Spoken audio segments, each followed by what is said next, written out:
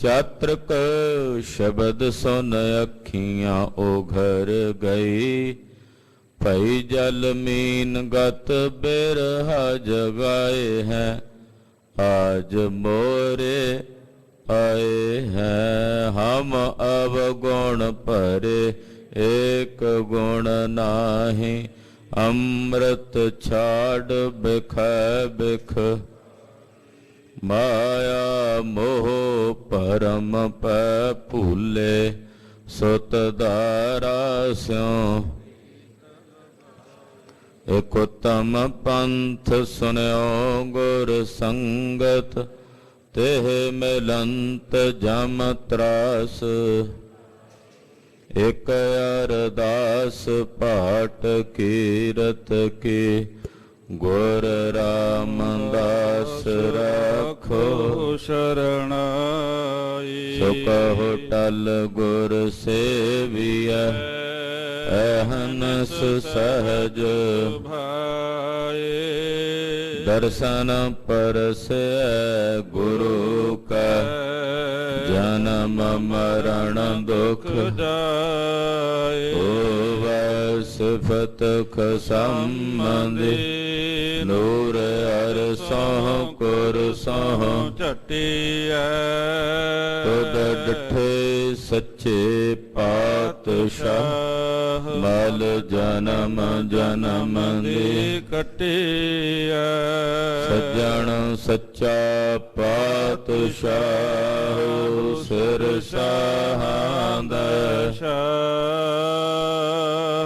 जिस पास बैठिया सोहिया। सबना दा वेसा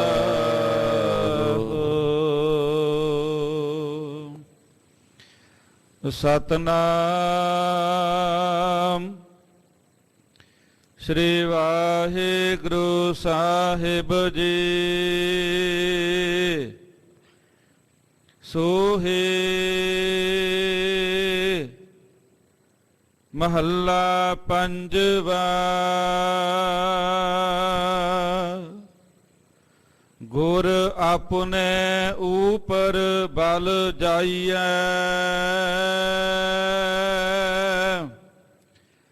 आठ पहर हर हर जस गाइए।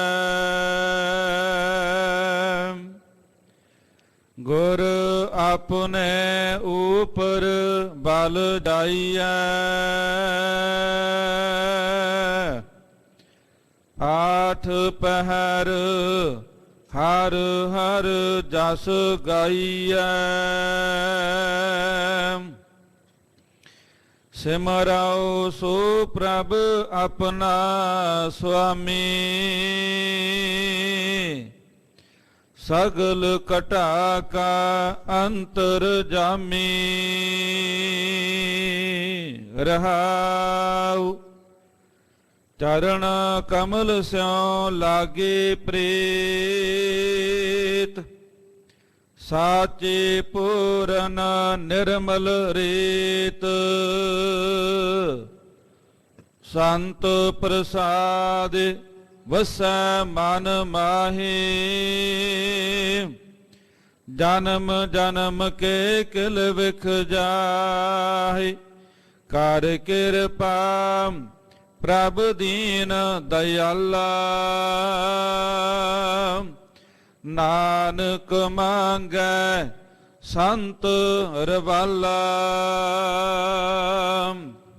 कर कृपा प्रभ दीन दयाला।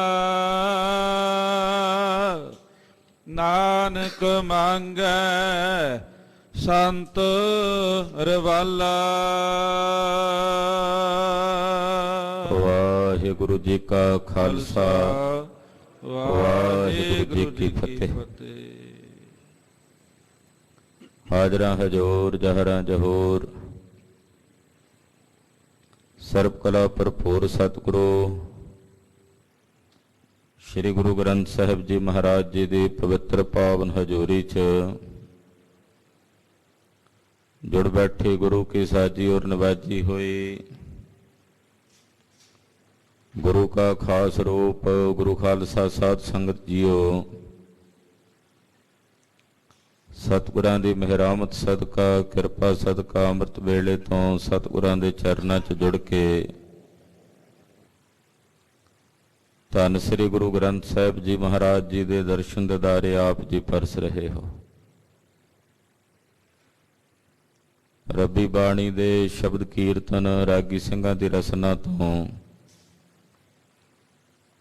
ਆਪ ਜੀ ਨੇ ਬਹੁਤ ਹੀ ਅਦਬ ਸਤਿਕਾਰ ਸਹਿਤ ਸਰਵਣ ਕੀਤੇ ਹਨ। ਚੌਥੇ ਪਾਤਸ਼ਾਹ ਸੋਢੀ ਸੁਲਤਾਨ ਸਤਿਗੁਰੂ ਜਗਤ ਗੁਰੂ ਸ੍ਰੀ ਗੁਰੂ ਰਾਮਦਾਸ ਸਾਹਿਬ ਜੀ ਮਹਾਰਾਜ ਪਾਤਸ਼ਾਹ ਜੀ ਦਾ ਪਾਵਨ ਪਵਿੱਤਰ ਪ੍ਰਕਾਸ਼ ਗੁਰਪੁਰਬ ਦਿਹਾੜਾ ਗੁਰੂ ਚਰਨ ਕਮਲਾਂ ਵਿਖੇ ਇਕੱਤਰ ਹੋ ਕੇ ਬੜੀ ਸ਼ਰਧਾ ਨਾਲ ਭਾਵਨਾ ਨਾਲ ਆਪ ਜੀ ਮਨਾਉਣਾ ਕਰ ਰਹੇ ਹੋ।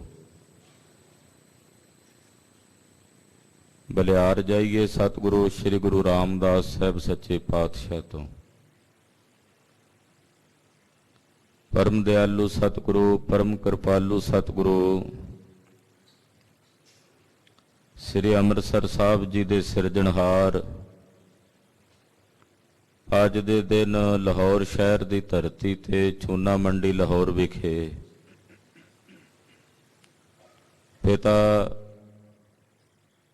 ਸੋਢੀ ਬਾਬਾ ਹਰੀਦਾਸ ਜੀ ਪਰਮਾਤਮਾ ਦਇਆ ਕੌਰ ਜੀ,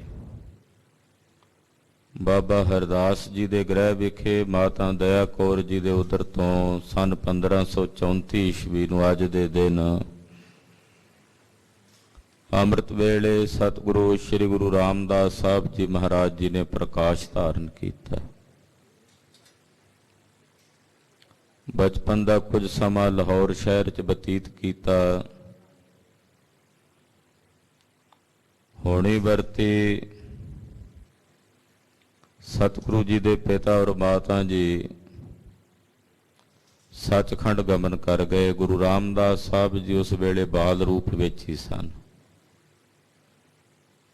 ਸਤਿਗੁਰਾਂ ਦੀ ਸਤਿਕਾਰਯੋਗ ਨਾਨੀ ਜੋ ਬਾਸਰ ਕੇ ਪਿੰਡ 'ਚ ਰਹਿੰਦੀ ਸੀ, ਮਹਾਰਾਜ ਜੀ ਨੂੰ ਨਾਲ ਲੈ ਕੇ ਆਪਣੇ ਨਗਰ 'ਚ ਬਾਸਰ ਕੇ ਆ ਗਈ। ਬਾਸਰ ਕੇ ਨਗਰ ਸਤਿਗੁਰੂ ਸ੍ਰੀ ਗੁਰੂ ਅਮਰਦਾਸ ਸਾਹਿਬ ਜੀ ਦਾ ਪਾਵਨ ਨਗਰ ਹੈ,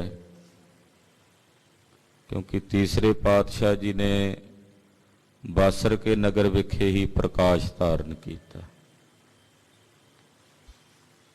ਨਾਨੀ ਦੇ ਕੋਲ ਆ ਗਏ। ਇੱਥੇ ਪਰਵਰਿਸ਼ ਕਰਦੀ ਹੈ ਨਾਨੀ ਆਪਣੇ ਦੋਤਰੇ ਦੀ। ਘਰ ਦੇ ਵਿੱਚ ਗੁਜ਼ਾਰਾ ਚਲਾਉਣ ਲਈ ਇੱਕ ਵੱਡਾ ਛਾਬਾ ਛੋਲੇ ਉਬਾਲ ਕੇ ਉਹਦੀਆਂ ਘੁੰਗਣੀਆਂ ਬਣਾ ਕੇ ਸਤਿਗੁਰੂ ਸ੍ਰੀ ਗੁਰੂ ਰਾਮਦਾਸ ਸਾਹਿਬ ਦੇ ਸੀਸ ਤੇ ਰੱਖ ਦਿੰਦੀ ਹੈ। ਜਾਓ ਬੇਟਾ, ਇਹਨੂੰ ਗਲੀਆਂ ਵਿੱਚ ਬਾਜ਼ਾਰ 'ਚ ਵਿਚਰ ਕੇ ਵੇਚ ਆਓ। ਸੋਢੀ ਸੁਲਤਾਨ ਪਾਤਸ਼ਾਹ ਨਗਰ ਦੀਆਂ ਗਲੀਆਂ ਤੇ ਬਾਜ਼ਾਰਾਂ 'ਚ ਹੋਕਾ ਦੇ ਕੇ ਘੁੰਗੜੀਆਂ ਵੇਚਦੇ ਨੇ। ਕਈਆਂ ਦੇ ਮਨ 'ਚ ਤਰਸ ਆਉਂਦਾ ਹੈ ਕਿ ਬੱਚਾ ਅਨਾਥ ਹੈ। ਕਈ ਵੇਖਦੇ ਵੀ ਇਹਦੇ ਸਿਰ ਤੇ ਛਾਬਾ ਹੈ। ਪਾਤਸ਼ਾਹ ਏਡੀ ਵੱਡੀ ਤਾਕਤ ਦੇ ਮਾਲਕ ਹੋਣ ਦੇ ਬਾਵਜੂਦ ਆਪਣਾ ਆਪਾ ਨਹੀਂ ਜਣਾਉਂਦੇ। ਕੋਈ ਨਹੀਂ ਸੀ ਜਾਣਦਾ ਕਿ ਗਲੀਆਂ ਤੇ ਬਾਜ਼ਾਰਾਂ ਵਿੱਚ ਘੁੰਗਣੀਆਂ ਵੇਚਣ ਵਾਲਾ ਛੋਟਾ ਜਿਹਾ ਬਾਲਕ ਕੋਈ ਸਧਾਰਨ ਬਾਲਕ ਨਹੀਂ। ਇਹ ਲੋਕ ਤੇ ਪਰਲੋਕ ਦੋਹਾਂ ਜਹਾਨਾਂ ਦਾ ਮਾਲਕ ਹੈ।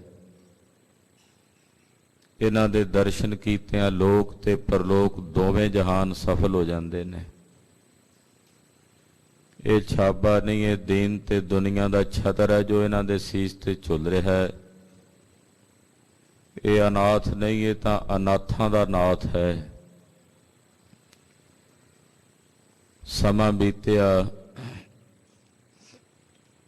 ਗੋਇੰਦਵਾਲ ਸਾਹਿਬ ਸਤਿਗੁਰੂ ਜੀ ਦੀ ਸ਼ਰਨ 'ਚ ਆਏ ਧੰਨ ਗੁਰੂ ਅਮਰਦਾਸ ਸਾਹਿਬ ਸੱਚੇ ਪਾਤਸ਼ਾਹ ਜੀ ਦੀ ਭਾਗਸ਼ਾਲੀ ਸਪੁੱਤਰੀ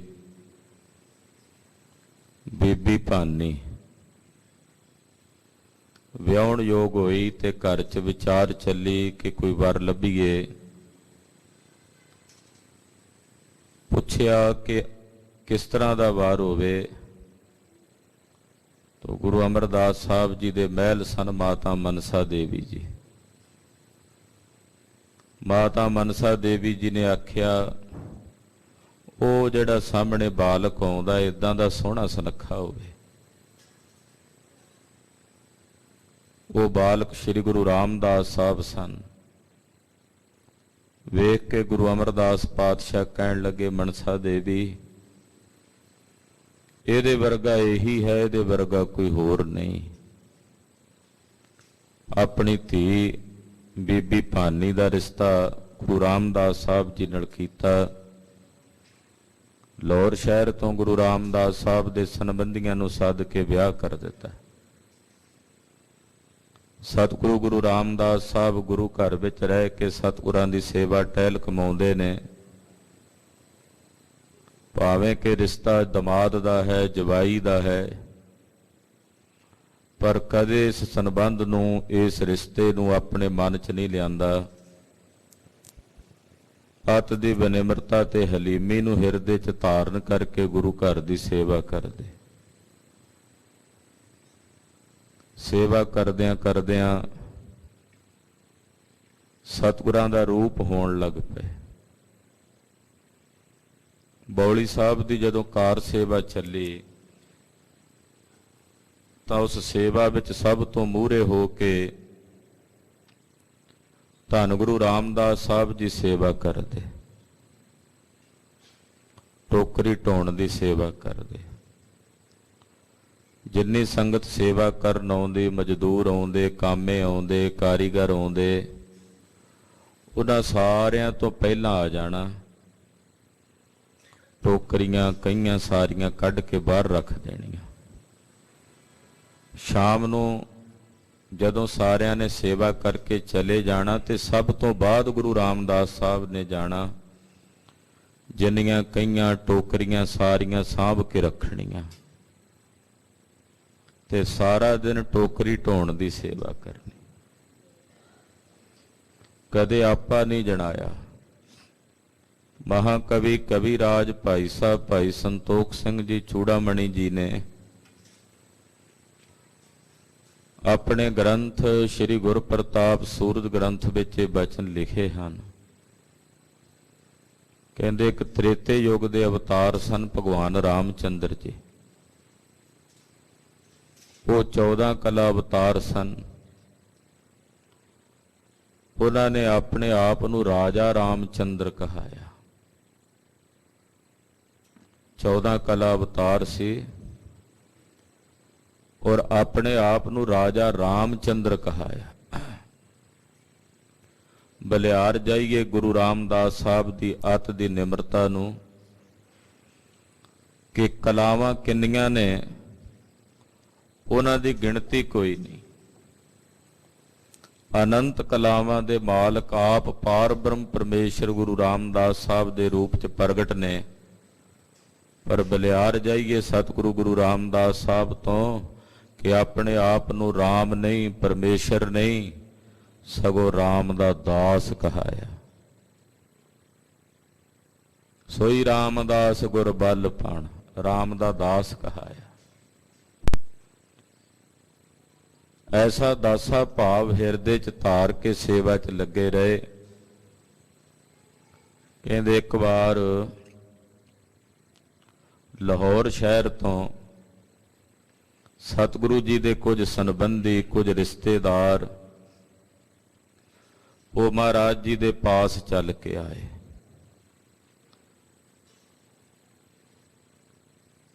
हरिद्वार जाना सी। उन्होंने संकल्प किया कि अपना भतीजा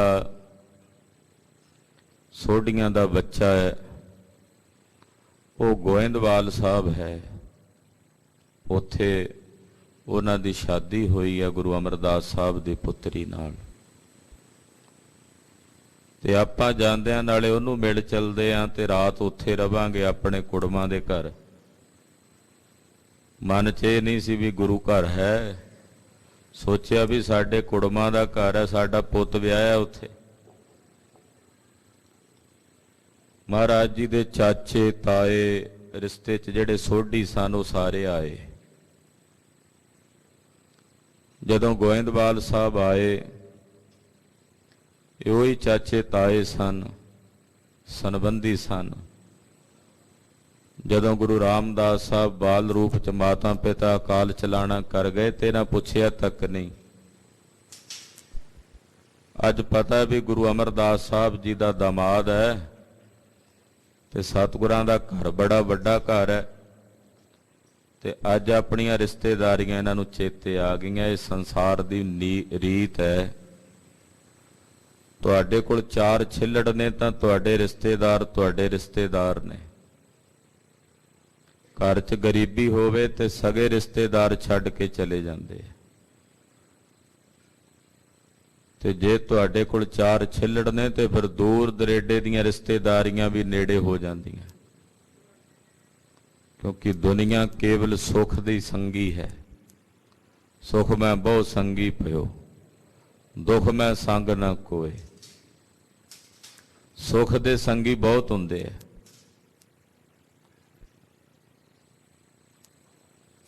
ਉਹ ਹੁਣ ਜਿੰਨੇ ਸੰਬੰਧੀ ਸੀ ਸਾਰੇ ਗੋਇੰਦਵਾਲ ਸਾਹਿਬ ਆਏ। ਸਤਿਗੁਰਾਂ ਨੂੰ ਟੋਕਰੀ ਢੋਂਦਿਆਂ ਵੇਖ ਕੇ ਆਪਣੇ ਮੱਥੇ ਤੇ ਹੱਥ ਮਾਰਦੇ, ਕਹਿੰਦੇ ਨੇ ਤਾਂ ਸਾਡੀ ਸੋਢੀਆਂ ਦੀ ਕੁੱਲ ਨੂੰ ਕਲੰਕ ਲਾ ਦਿੱਤਾ। ਅਸੀਂ ਇੰਨੇ ਵੱਡੇ ਸੋਢੀ, ਸਾਡੀ ਕੁੱਲ 'ਚ ਇਹਨੇ ਜਨਮ ਲਿਆ ਤੇ ਇੱਥੇ ਸਹੁਰਿਆਂ ਦੇ ਘਰ ਆ ਕੇ ਮਜ਼ਦੂਰਾਂ ਵਾਲਾ ਕੰਮ, ਟੋਕਰੀ ਢੋਣ ਦਾ ਇਹ ਕੰਮ ਪਿਆ ਕਰਦਾ। ਇਹਨੇ ਸਾਡੀ ਇੱਜ਼ਤ ਦਾ ਖਿਆਲ ਨਹੀਂ ਰੱਖਿਆ ਵੀ ਇਹੋ ਜਿਹਾ ਕੰਮ ਇਹਨੂੰ ਸੋਭਦਾ। ਸਾਡੇ ਸੋਢੀਆਂ 'ਚ ਤਾਂ ਕਦੇ ਇਦਾਂ ਕਦੇ ਕਿਸੇ ਮਜ਼ਦੂਰੀ ਨਹੀਂ ਕੀਤੀ। ਇਹ ਲੋਕਾਂ ਦੀ ਫਿਤਰਤ। ਇੱਥੇ ਕੰਮ ਨੂੰ ਵੇਖ ਕੇ ਵੱਡਾ ਛੋਟਾ ਕਹਿੰਦੇ। ਦੁਨੀਆ ਦੇ ਕਿਸੇ ਵੀ ਕੰਮ ਨੂੰ ਕੰਮ ਹੀ ਜਾਣਨਾ ਚਾਹੀਏ। ਕੋਈ ਵੀ ਕੰਮ ਛੋਟਾ ਜਾਂ ਵੱਡਾ ਨਹੀਂ, ਉਹ ਕਿਰਤ ਹੈ ਬਸ। ਪਰ ਸਾਡੇ ਸਮਾਜ ਦੀ ਇੱਕ ਦਸ਼ਾ ਹੈ, ਉਹ ਕਹਿੰਦੇ ਜੀ ਇਹ ਛੋਟਾ ਕੰਮ ਸਾਨੂੰ ਸੋਭਦਾ ਭਲਾ।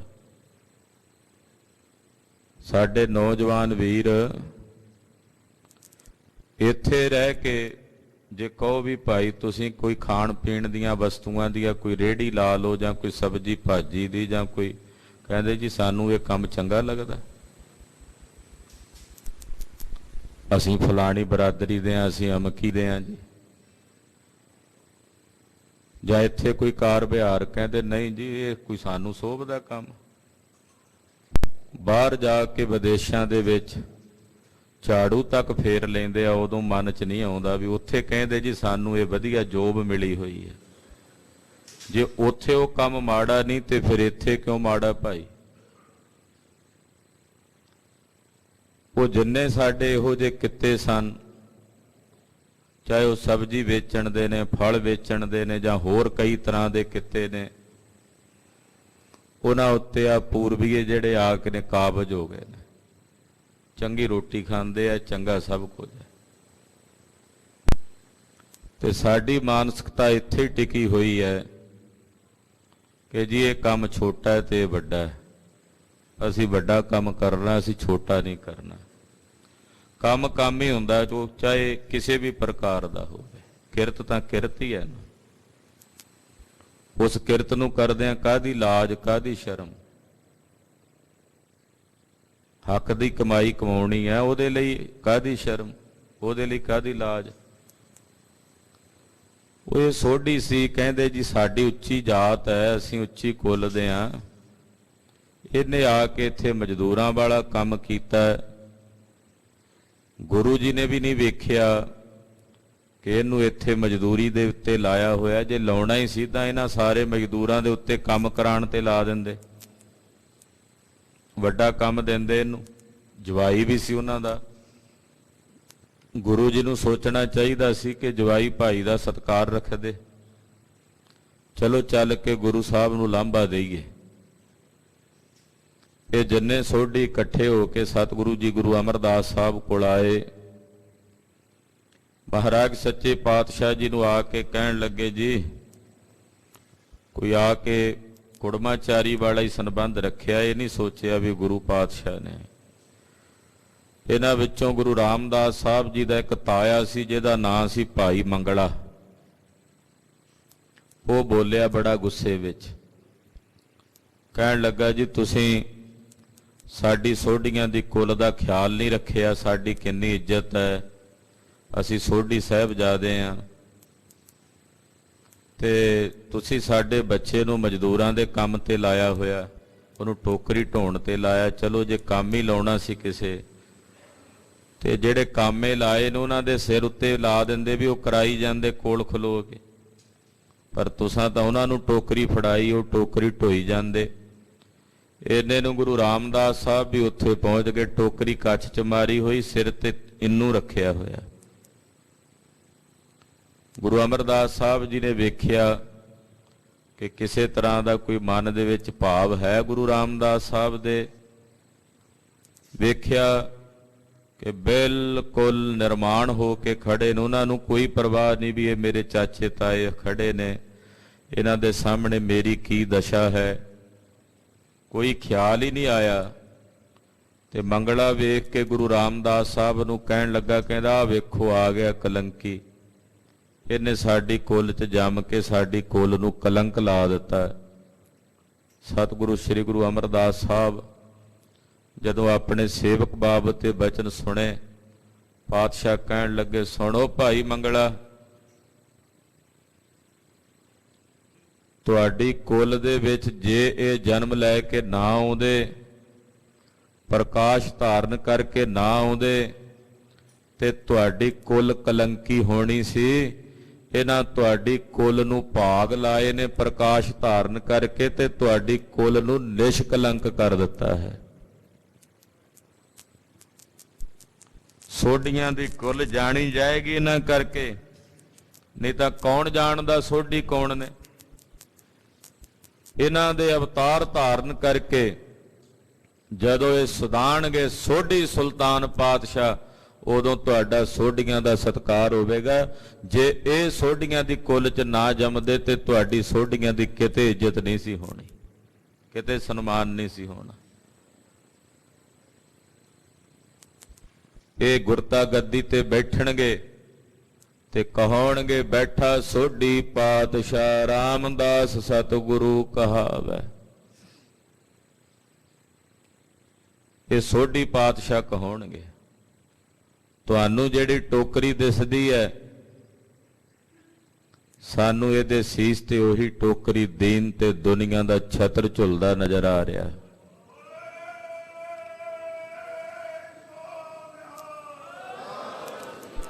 तुहानू जिहड़ी ये मिट्टी दे कण दिसदे ने, सानू एक केसर ते कुंकुम दा छिड़काव नजर आ रहा। साडी दृष्टि नाल वेखो गुरु रामदास साहब की ने। तुसीं अपनी दृष्टि नाल ना तको, तुसीं वेखोगे साडा भतीजा है, साडा भरा है। साडी दृष्टि नाल वेखो गुरु रामदास साहब की ने। चुप कर गए। समा बीतिया। सतगुरु श्री गुरु रामदास साहब सेवा करदियां करदियां महाराज जी दे स्वरूप च ही एक मिक हो गए। जिवें भट्ट साहबान कहंदे आ ना, गुरु अमरदास अमृत छतर गुर रामह दियो, गुरु रामदास दर्शन परस कह मथुरा अमृत बैण। समा बीतिया। गोइंदवाल साहब की शोभा पूरे संसार भर विच उजागर हुई। गुरु घर की वडियाई, गुरु घर दीआं रौनकां वेख के कई पंडित, कई बामण ईरखालू हो गए। गुरु घर नाल ईरखा करके बादशाह अकबर कोल जाके लाहौर शहर च इन्हां ने शिकायत की कि गुरु अमरदास साहब ने शंकर वर्ण कर दिता है।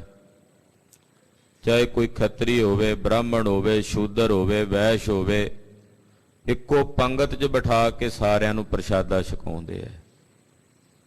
ਉਹਨਾਂ ਨੇ ਸਾਡੇ ਬ੍ਰਾਹਮਣਾਂ ਨੂੰ ਵੀ ਸ਼ੂਦਰਾਂ ਨਾਲ ਬਿਠਾ ਦਿੱਤਾ। ਤੀਰਥ ਤੇ ਨਹੀਂ ਜਾਂਦੇ, ਆਪਣੀ ਬੌਲੀ ਲਾ ਲਈ ਹੈ ਔਰ ਉਸੇ ਬੌਲੀ ਦੇ ਵਿੱਚ ਆਪ ਇਸ਼ਨਾਨ ਕਰਾਉਂਦੇ ਸਿੱਖਾਂ ਨੂੰ, ਕਹਿੰਦੇ ਸਾਡਾ ਤੀਰਥ ਹੀ ਹੈ। ਇੱਥੇ ਇਸ਼ਨਾਨ ਕਰਨ ਵਾਲੇ ਨੂੰ 68 ਤੀਰਥਾਂ ਦੇ ਇਸ਼ਨਾਨ ਦਾ ਮਹਾਤਮ ਪ੍ਰਾਪਤ ਹੋਵੇਗਾ। ਬਾਦਸ਼ਾਹ ਸਾਡੇ ਧਰਮ ਦੀਆਂ ਜਿਹੜੀਆਂ ਚੱਲ ਰਹੀਆਂ ਰਵਾਇਤਾਂ ਸਨ ਉਹ ਗੁਰੂ ਅਮਰਦਾਸ ਸਾਹਿਬ ਨੇ ਬਦਲ ਦਿੱਤੀਆਂ ਨੇ। ਤੁਸੀਂ ਉਹਨਾਂ ਨੂੰ ਇੱਥੇ ਆਪਣੇ ਕੋਲ ਸੱਦ ਕੇ ਉਹਨਾਂ ਨੂੰ ਪੁੱਛ ਗਿੱਛ ਕਰੋ। ਬਾਦਸ਼ਾਹ ਅਕਬਰ ਨੇ ਆਪਣਾ ਇੱਕ ਅਹਿਲਕਾਰ ਗੋਇੰਦਵਾਲ ਸਾਹਿਬ ਭੇਜਿਆ। ਸਤਿਗੁਰੂ ਜੀ ਇੱਦਾਂ ਇਹ ਪੰਡਤ ਸ਼ਿਕਾਇਤ ਲੈ ਕੇ ਆਏ ਨੇ, ਤੁਸੀਂ ਆਪਣਾ ਪੱਖ ਪੇਸ਼ ਕਰੋ। ਸਤਿਗੁਰਾਂ ਨੇ ਜਵਾਬ ਦਿੱਤਾ ਕਿ ਸਾਡਾ ਤਨ ਵਿਰਦਾ ਨਹੀਂ ਆ ਸਕਦੇ। ਸਾਹਿਬਜ਼ਾਦਿਆਂ ਨੂੰ ਕਿਹਾ, ਉਹਨਾਂ ਵੀ ਇਨਕਾਰ ਕਰ ਦਿੱਤਾ। ਸ੍ਰੀ ਗੁਰੂ ਰਾਮਦਾਸ ਸਾਹਿਬ ਨੂੰ ਕਿਹਾ, ਉੱਠ ਕੇ ਝਟ ਕਮਰ ਕੱਸਾ ਕਰਕੇ ਕਹਿੰਦੇ ਸਤ ਬਚਨ ਮਹਾਰਾਜ ਮੈਂ ਜਾਵਾਂਗਾ। ਜਾਣ ਤੋਂ ਪਹਿਲਾਂ ਮੱਥਾ ਟੇਕਿਆ ਤੇ ਬੇਨਤੀ ਕੀਤੀ, ਸਤਿਗੁਰੂ ਜਾਵਾਂਗਾ ਸਹੀ, ਪਰ ਬੇਨਤੀ ਹੈ ਕਿ ਜਿਹੜੇ ਪੰਡਤ ਉੱਥੇ ਬਾਦਸ਼ਾਹ ਕੋਲ ਪਹੁੰਚੇ ਨੇ ਸ਼ਿਕਾਇਤ ਕਰਨ ਲਈ, ਪੁਕਾਰ ਕਰਨ ਲਈ, ਉਹ ਪੰਡਤ ਬੜੇ ਬੜੇ ਵਿਦਵਾਨ ਨੇ। ਉਹਨਾਂ ਬਹੁਤ ਸਾਰੇ ਸ਼ਾਸਤਰ ਵੇਦ ਪੁਰਾਣ ਪੜ੍ਹੇ ਹੋਣੇ ਨੇ, ਪਰ ਪਾਤਸ਼ਾਹ ਮੈਂ ਤਾਂ ਅਨਪੜ੍ਹ ਹਾਂ, ਪੜ੍ਹਿਆ ਨਹੀਂ। ਜਦੋਂ ਉਹਨਾਂ ਵੇਦਾਂ ਸ਼ਾਸਤਰਾਂ ਵਿੱਚੋਂ ਮੈਨੂੰ ਸਵਾਲ ਕਰਨਗੇ ਮੈਂ ਉਹਨਾਂ ਨੂੰ ਜਵਾਬ ਕਿਵੇਂ ਦਿਆਂ, ਉਹ ਆਪ ਜੀ ਕਿਰਪਾ ਕਰਕੇ ਹੁਕਮ ਕਰਕੇ ਦੱਸੋ। ਧੰਨ ਗੁਰੂ ਅਮਰਦਾਸ ਸਾਹਿਬ ਕਹਿਣ ਲੱਗੇ, ਪੁਰਖਾ ਜਦੋਂ ਬਾਦਸ਼ਾਹ ਦੀ ਕਚਹਿਰੀ 'ਚ ਤੁਸੀਂ ਜਾਓਗੇ ਜਵਾਬ ਦੇਣ ਤਾਂ ਆਪਣੇ ਸੱਜੇ ਪਾਸੇ ਵੇਖਿਓ, ਦੁਨੀਆ ਦੀਆਂ ਸਾਰੀਆਂ ਜਿੰਨੇ ਵੀ ਸ਼ਾਸਤਰ ਨੇ, ਜਿੰਨੀ ਵੀ ਵਿਦਿਆ, ਉਹ ਤੁਹਾਡੇ ਸਾਨਮੁਖ ਹੱਥ ਜੋੜ ਕੇ ਹਾਜ਼ਰ ਹੋ ਜਾਏਗੀ। ਖੱਬੇ ਪਾਸੇ ਤੱਕੋਗੇ ਤੇ ਸਾਰੀਆਂ ਰਿੱਧੀਆਂ ਸਿੱਧੀਆਂ ਹਾਜ਼ਰ ਹੋ ਜਾਣਗੀਆਂ, ਕਿਸੇ ਚੀਜ਼ ਦੀ ਕਮੀ ਨਹੀਂ ਰਹੇਗੀ। ਸੁਣ ਕੇ ਸਤ ਬਚਨ ਕਹਿ ਕੇ ਸਤਿਗੁਰੂ ਗੁਰੂ ਰਾਮਦਾਸ ਸਾਹਿਬ ਚੱਲ ਪਏ। ਲਾਹੌਰ ਸ਼ਹਿਰ ਪਹੁੰਚੇ, ਬਾਦਸ਼ਾਹ ਅਕਬਰ ਦੀ ਕਚਹਿਰੀ 'ਚ ਹਾਜ਼ਰ ਹੋਏ।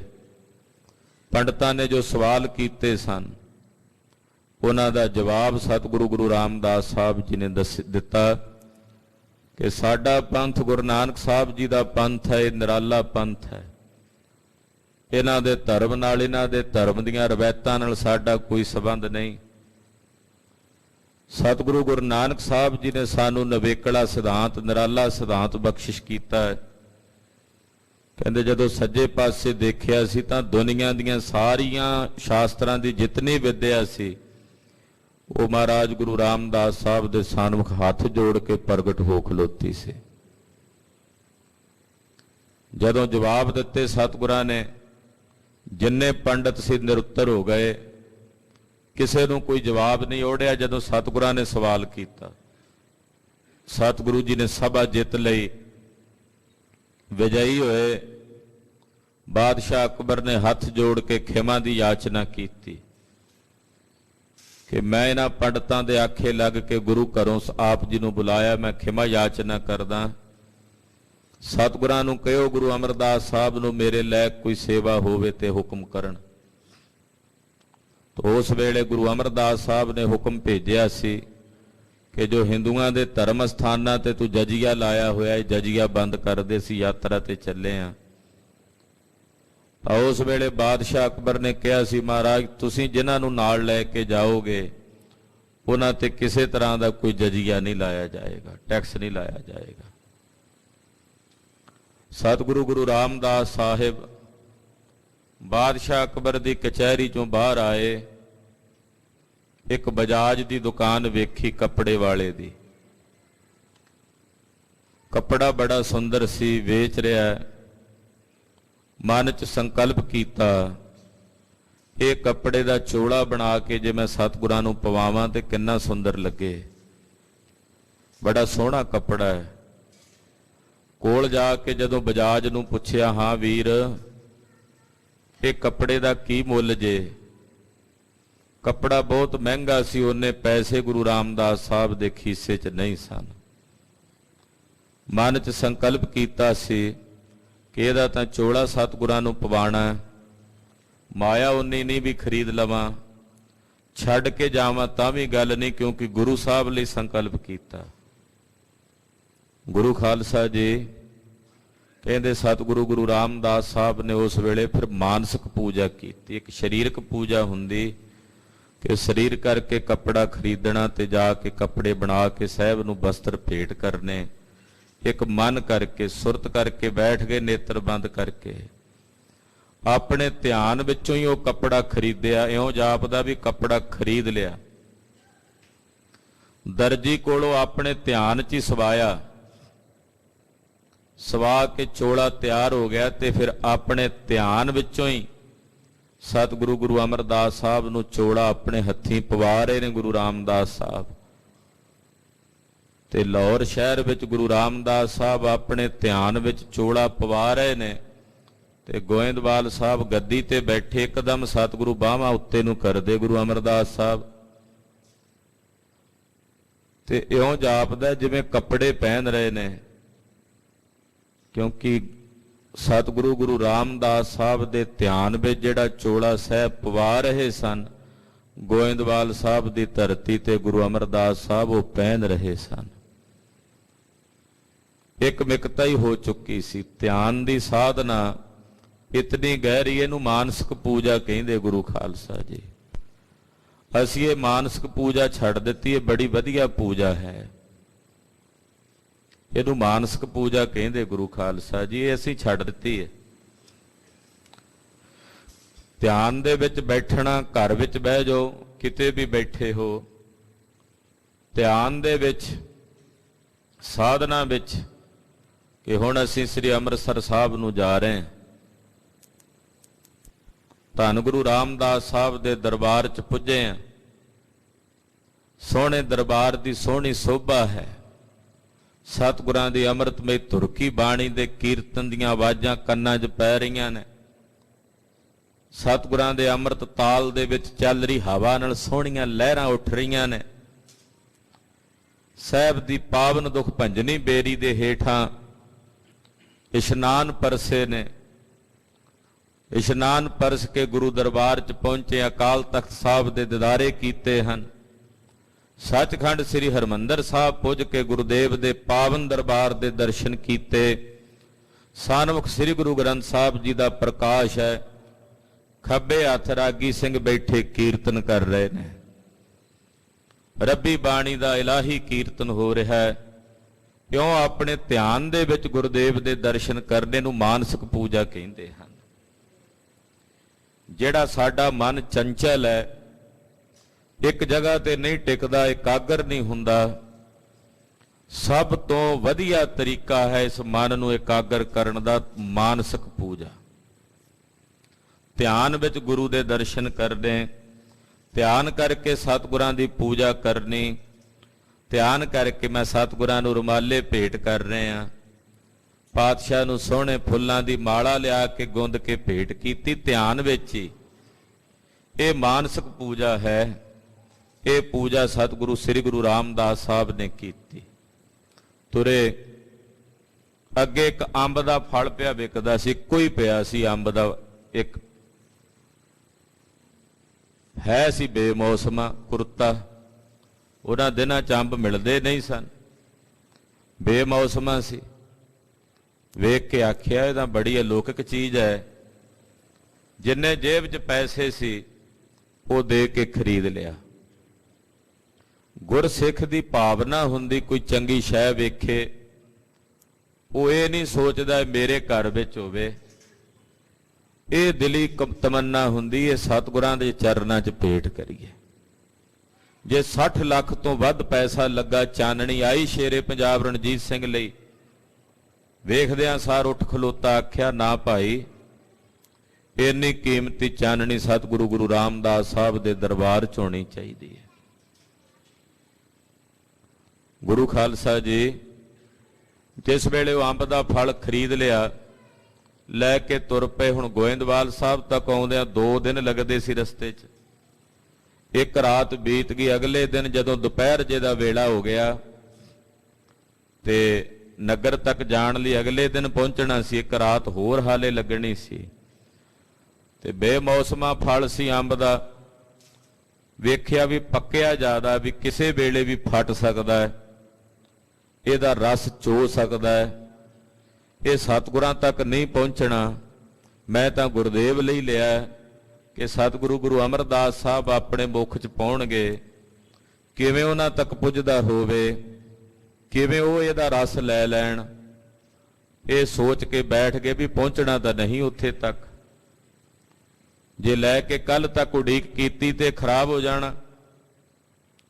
ਫਿਰ ਗੁਰੂ ਅਮਰਦਾਸ ਸਾਹਿਬ ਦਾ ਧਿਆਨ ਧਾਰ ਕੇ ਗੁਰੂ ਸਾਹਿਬ ਦੇ ਸਰੂਪ 'ਚ ਇੱਕਮਿਕ ਹੋ ਗਏ। ਅੰਬ ਦਾ ਫਲ ਆਪਣੇ ਮੁੱਖ 'ਚ ਪਾਉਂਦੇ, ਇਹ ਨਹੀਂ ਕਿ ਮੈਂ ਪਿਆ ਖਾਨਾ, ਇਹ ਸਮਝ ਕੇ ਕਿ ਸਤਿਗੁਰੂ ਸ੍ਰੀ ਗੁਰੂ ਅਮਰਦਾਸ ਸਾਹਿਬ ਛਕ ਰਹੇ ਨੇ। ਛਕ ਗੁਰੂ ਰਾਮਦਾਸ ਸਾਹਿਬ ਰਹੇ ਨੇ, ਪਰ ਉਸ ਅੰਬ ਦੇ ਫਲ ਦਾ ਰਸ ਗੋਇੰਦਵਾਲ ਸਾਹਿਬ ਦੀ ਧਰਤੀ ਤੇ ਬੈਠੇ ਸਤਿਗੁਰੂ ਸ੍ਰੀ ਗੁਰੂ ਅਮਰਦਾਸ ਸਾਹਿਬ ਮਾਣ ਰਹੇ ਨੇ। ਛਕ ਕੇ ਗੁਠਲੀ ਵੀ ਦਿੱਤੀ। ਆਪਣੇ ਸੇਵਕ ਭਾਈ ਬੱਲੂ ਨੂੰ ਆਖਿਆ, ਲੈ ਰੱਖ ਦੇ ਸਾਂਭ ਕੇ। ਅਗਲੇ ਦਿਨ ਸਤਿਗੁਰੂ ਗੁਰੂ ਰਾਮਦਾਸ ਸਾਹਿਬ ਪੁੱਜੇ ਤੇ ਵੇਖ ਕੇ ਕਹਿੰਦੇ, ਪੁਰਖਾ ਚੋਲਾ ਬੜਾ ਸੁੰਦਰ ਬਣਵਾ ਕੇ ਸਾਨੂੰ ਭੇਟਾ ਕੀਤਾ, ਸਾਨੂੰ ਪਸੰਦ ਆਇਆ। ਤੇ ਜਿਹੜਾ ਅੰਬ ਦਾ ਫਲ ਛਕਾਇਆ ਬੜਾ ਸਵਾਦ ਸੀ, ਬੜਾ ਮਿੱਠਾ ਸੀ। ਗੁਰੂ ਰਾਮਦਾਸ ਪਾਤਸ਼ਾਹ ਕਹਿੰਦੇ, ਮਹਾਰਾਜ ਤੁਹਾਡੇ ਤੱਕ ਪਹੁੰਚ ਗਿਆ? ਕਹਿੰਦੇ ਹਾਂ। ਲਿਆ ਬੱਲੂ ਉਹ ਗੁਠਲੀ ਲਿਆ। ਉਹ ਗੁਠਲੀ ਲਿਆ ਕੇ ਕਹਿੰਦੇ, ਆਹ ਵੇਖ ਅੰਬ ਦੀ ਉਹ ਗਿਟਕ ਤੇ ਗੁਠਲੀ ਵੀ ਅਸੀਂ ਸਾਂਭ ਕੇ ਰੱਖੀ ਹੋਈ ਹੈ। ਝੁਕ ਕੇ ਗੁਰੂ ਚਰਨਾਂ ਤੇ ਪ੍ਰਣਾਮ ਕੀਤੀ, ਨਮਸਕਾਰ ਕੀਤੀ। ਹੁਣ ਸਰੀਰ ਹੀ 2 ਰਹਿ ਗਏ ਸਨ, ਜੋਤ ਅੰਦਰੋਂ ਇੱਕਮਿਕ ਹੋ ਚੁੱਕੀ ਸੀ।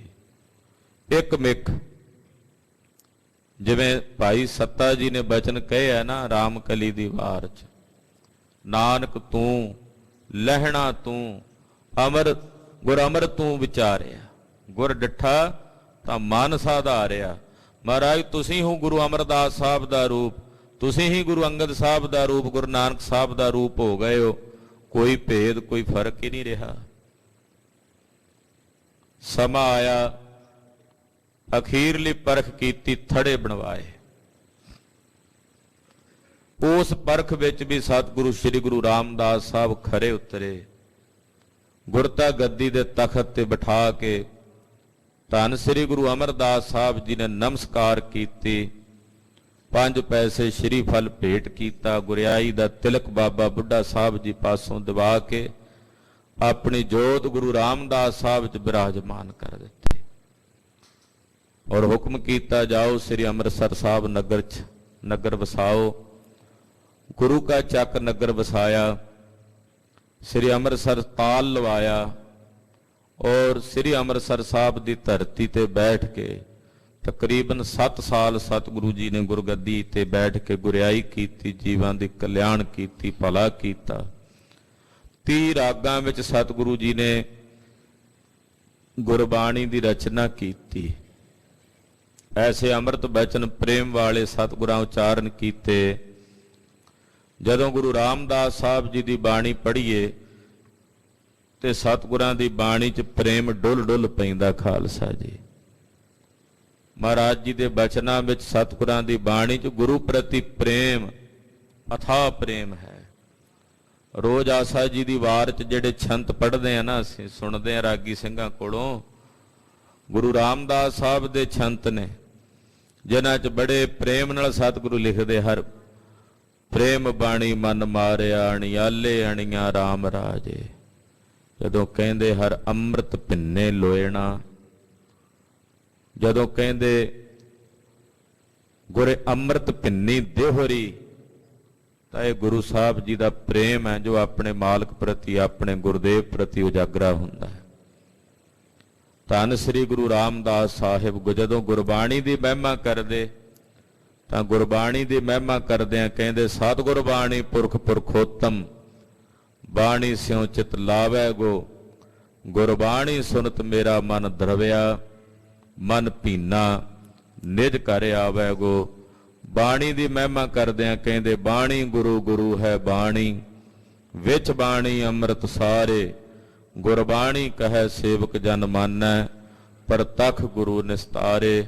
ਐਸੇ ਜਗਤ ਗੁਰੂ ਸ੍ਰੀ ਗੁਰੂ ਰਾਮਦਾਸ ਸੋਢੀ ਸੁਲਤਾਨ ਪਾਤਸ਼ਾਹ ਜੀ ਦੇ ਪਾਵਨ ਪਵਿੱਤਰ ਪ੍ਰਕਾਸ਼ ਗੁਰਪੁਰਬ ਦਿਹਾੜੇ ਦੀਆਂ ਸਮੂਹ ਗੁਰੂ ਕੀਆਂ ਸਾਜੀਆਂ ਨਵਾਜੀਆਂ ਸੰਗਤਾਂ ਨੂੰ ਲੱਖ ਲੱਖ ਵਧਾਈਆਂ ਹੋਵਣ। ਸਤਿਗੁਰੂ ਸ੍ਰੀ ਗੁਰੂ ਰਾਮਦਾਸ ਸਾਹਿਬ ਜੀ ਦੇ ਚਰਨਾਂ 'ਚ ਰਜੋਈ ਹੈ। ਮਹਾਰਾਜ ਕਿਰਪਾ ਕਰੋ, ਦਇਆ ਕਰੋ, ਆਪਣੀ ਪਾਵਨ ਬਾਣੀ ਅਨੁਸਾਰ ਸਾਨੂੰ ਆਪਣੇ ਜੀਵਨ ਢਾਲਣ ਦੀ ਬਲ ਬੁੱਧੀ ਤੇ ਪ੍ਰੇਰਣਾ ਬਖਸ਼ਿਸ਼ ਕਰੋ।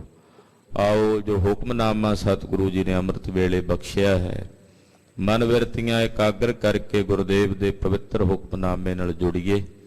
ਹਾਜ਼ਰੀਆਂ ਲਵਾਓ, ਰਸਨਾ ਨੂੰ ਕਰੋ ਪਵਿੱਤਰ ਤੇ ਆਖੋ ਜੀ ਸਤਨਾਮ ਸ੍ਰੀ ਵਾਹਿਗੁਰੂ ਸਾਹਿਬ ਜੀ।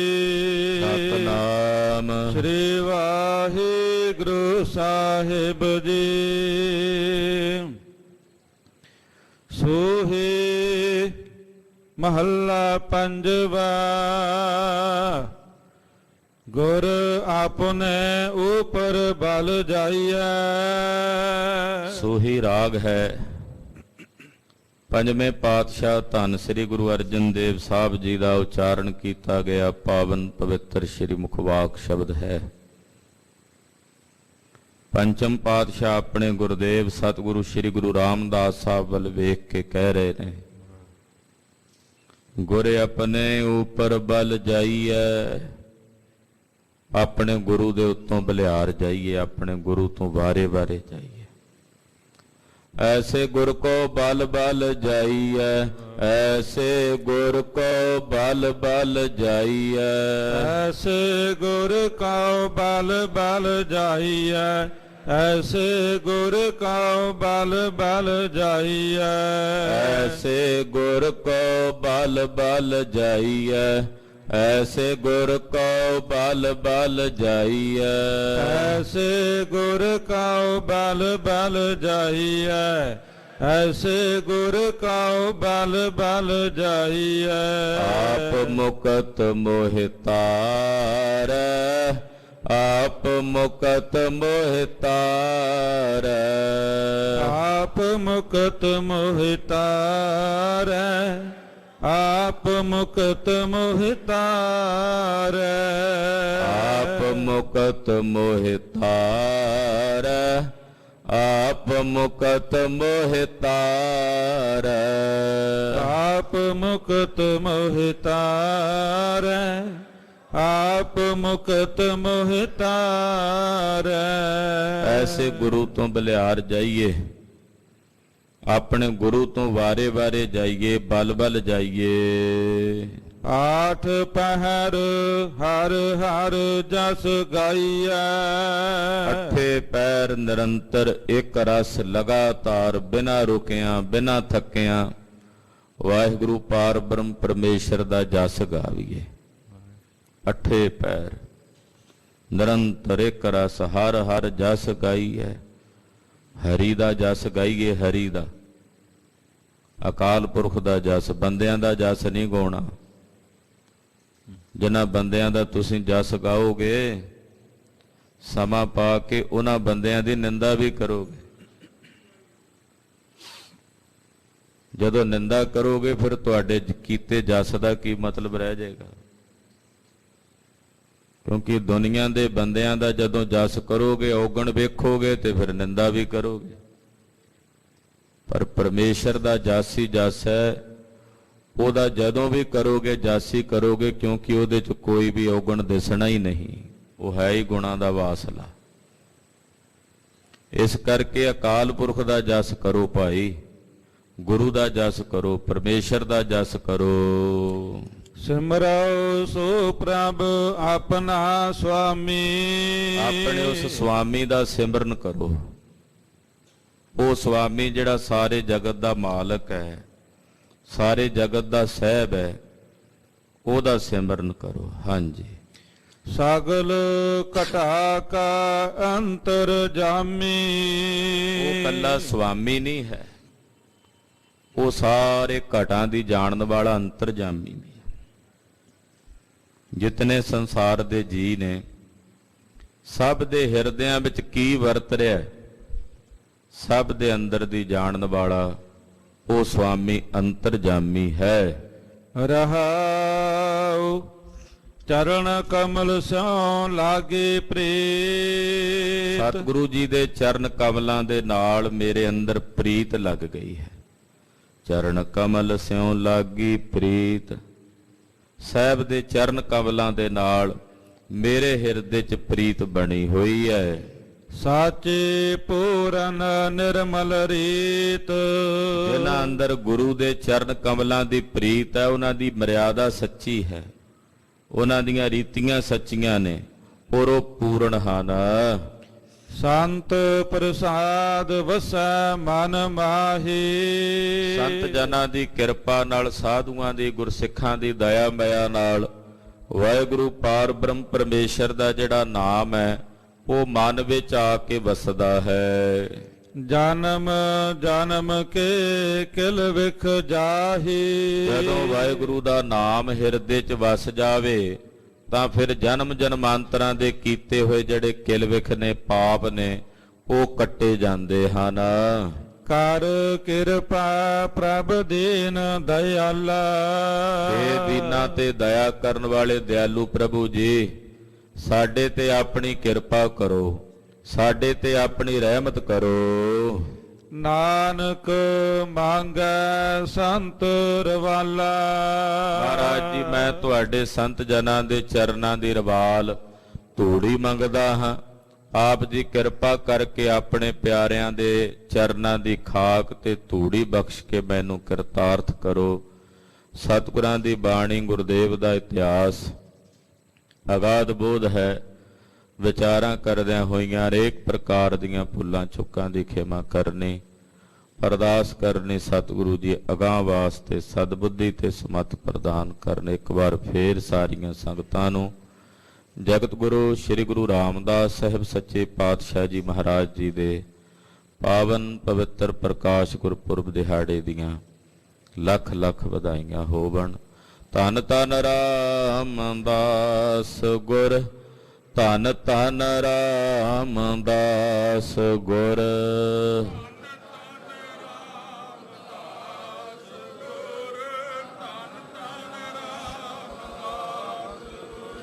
ਜਿਨ ਸਿਰਿਆ ਤਿਨੈ ਸਵਾਰਿਆ, ਜਿਨ ਸਿਰਿਆ ਤਿਨੈ ਸਵਾਰਿਆ।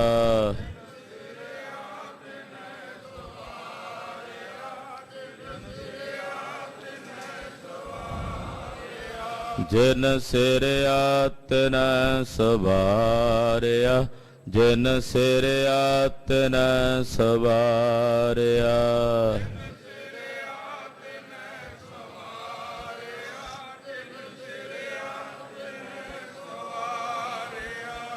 ਵਾਹਿਗੁਰੂ ਵਾਹਿਗੁਰੂ, ਵਾਹਿਗੁਰੂ ਵਾਹਿਗੁਰੂ।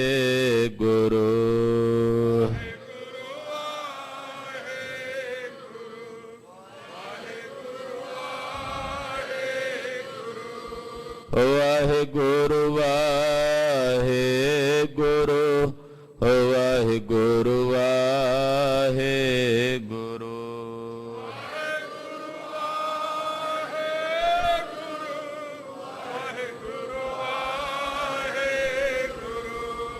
ਵਾਹਿਗੁਰੂ ਵਾਹਿਗੁਰੂ, ਵਾਹਿਗੁਰੂ ਵਾਹਿਗੁਰੂ।